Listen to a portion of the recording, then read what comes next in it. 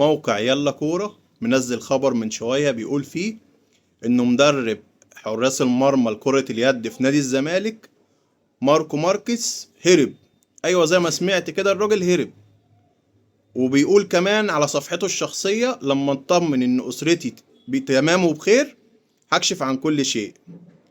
الراجل اللي ما بقالوش 5 شهور، هما متعاقدين معاه في آخر 12 اللي فات، ما بقالوش 5 شهور مع نادي الزمالك، هرب النهارده.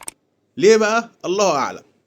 وامبارح كان نازل خبر الله اعلم بصحته ان مدرب كرة القدم كان هيطرد من الفندق اللي قاعد فيه عشان إدارة الفندق ما اتدفعلهاش فلوس، وكان عليه 200 ألف جنيه وكانوا هيطردوه لولا تدخل ميدو.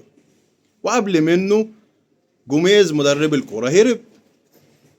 وكمان في 5 لعيبة ماشيين من نادي الزمالك، ده غير طابور طويل عريض واقفين في الفيفا، اللي واقف بيقاضي الزمالك على مستحقاته، واللي بيقاضي الزمالك على سوء معاملته، واللي واخرهم النهارده الراجل هربان اهو.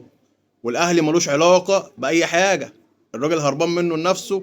واتقال على صفحات اهلاوية ان الراجل ده كان بيتساوم على بقية مستحقاته، عايزين يمشوه وما يدولوش مستحقاته.